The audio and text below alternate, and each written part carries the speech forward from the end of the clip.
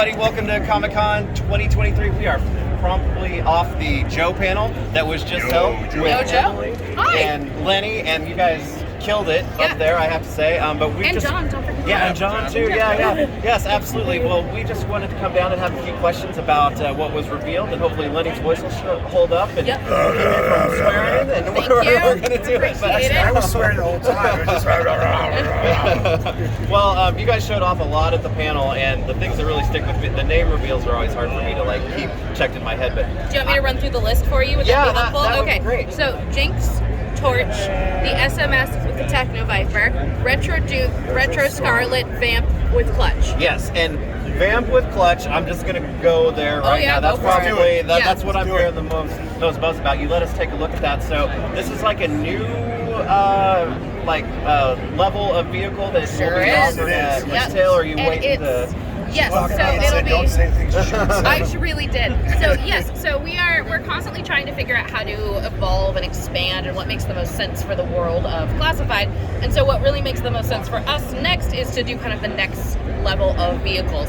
So many iconic vehicles. Exactly, world of play. So many iconic vehicles in the world of G.I. Joe, and so really want to kind of get that next level. We feel like there is kind of a cool opportunity to do vehicles that don't necessarily need HasLab level electronics and extra premium details and all of this great stuff, that we want to get people into people's collections. So the Vamp absolutely made the most sense to come next. And it's just a staple vehicle for the team.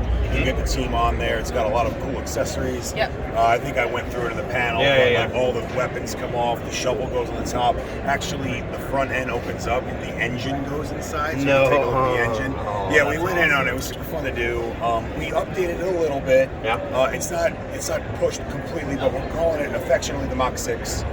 Just because it's in classified now. We got little Easter eggs all over in the deco, and we're just excited to get into the line. It's great. I think what's cool about the Vamp is that it's an iconic and well-known vehicle. In the same way that the Hiss tank is, or the Dragonfly copter is. It's one of those things that really unites our fan base.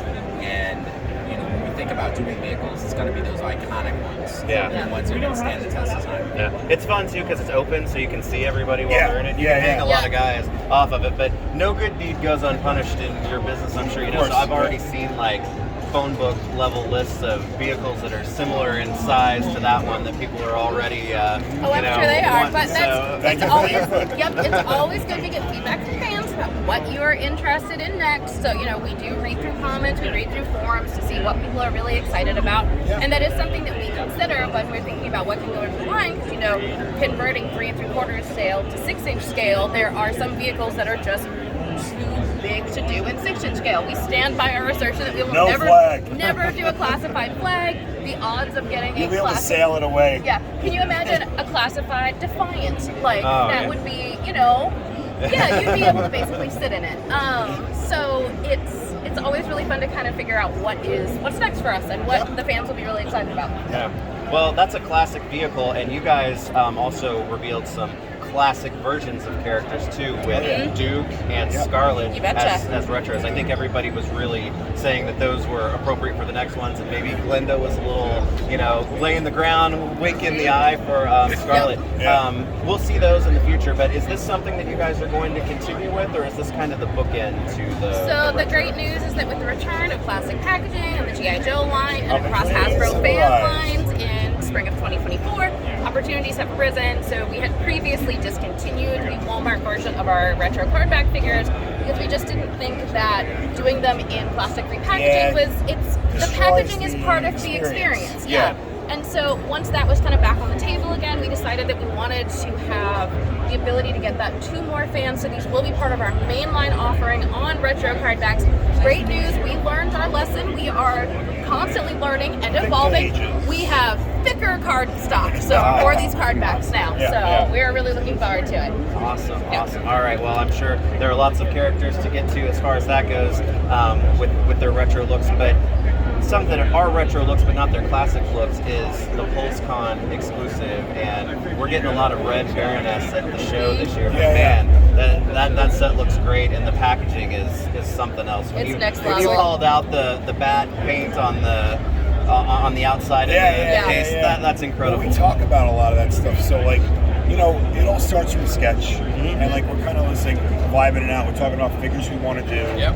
And then we get together with our graphics team, and then they give their input, and we start they get inspired by the thing we say, and then we get inspired by the thing they say, and then we can make adjustments to the toy. So that's kind of the beautiful thing about Classified.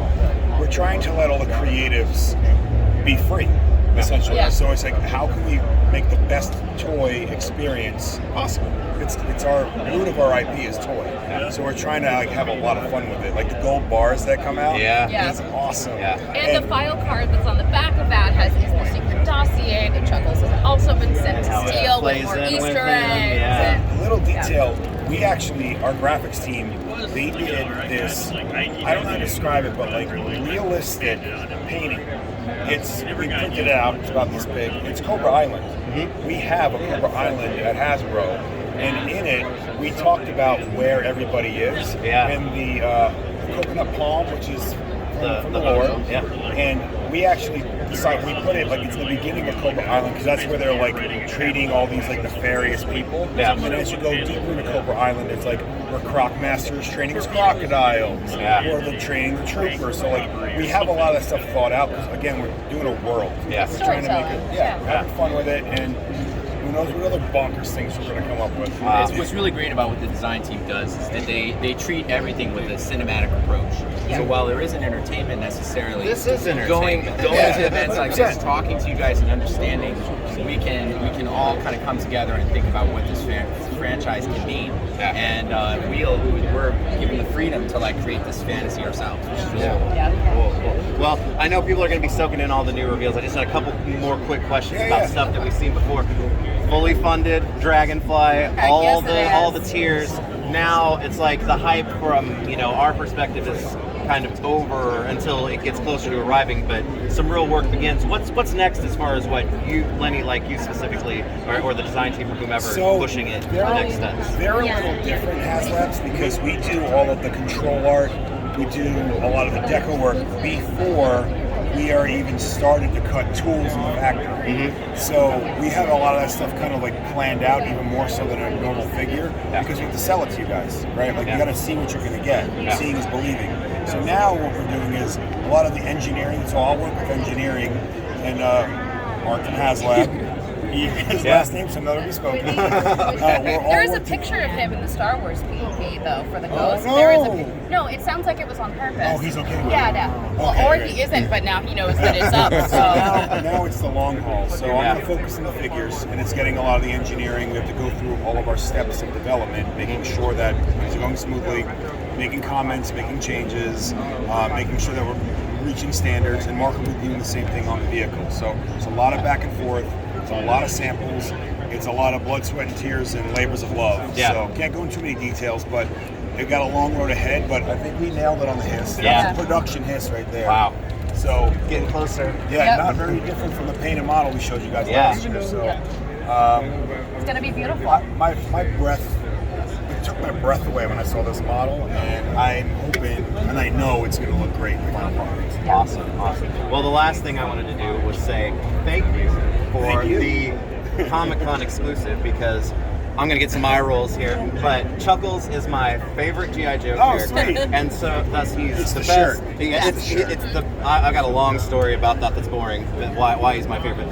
So he's the best G.I. Joe character, but because he's my favorite, I've had to have a placeholder in my collection for a while, since he hasn't gotten here. So I've had Chuckles in my collection, so you guys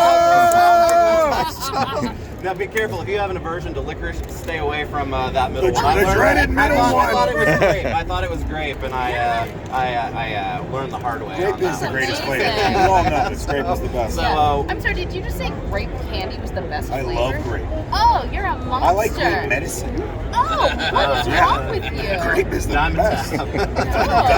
That is... I feel like I just learned something horrifying about you. Grape is the best. No. Orange is for amateurs. Blue raspberry. Wow. I've got a daughter that would agree Blue with you. raspberry. I'm so fancy. No, I'm a child of the 90s where everything was blue. So, yeah. Well, John, what's your favorite candy flavor? I think root beer. Wow. Or as that I is say so from refined. Ohio, I would say Rut beer, which everyone makes fun of me. Rut beer. And I don't know why you say the accent thing. I love root beer candies. I feel like when you eat candies, you're in like a cedar room on a leather seat, and you're like having your root beer candies. Do you like root beer? Like, oh man. So I've seen root beer float ice cream that's really good. Does that work for you, or is it? Are you a purist about it? Well, I'm allergic to milk, so I don't. Oh, okay. So vegan, dairy-free root beer ice cream. Maybe the coconut type. Yeah. See, you don't always learn about what we come to talk about here, but you always get something you don't know. These are always really important conversations. This is bonding. So, people in the comments, can you please leave us a note saying what your favorite candy is and why it's blue raspberry if you are also a child of the 90s? Let the unhinging begin. Make sure to like and subscribe. Smash that like button. Yeah. But guys, thank you for everything that you showed off.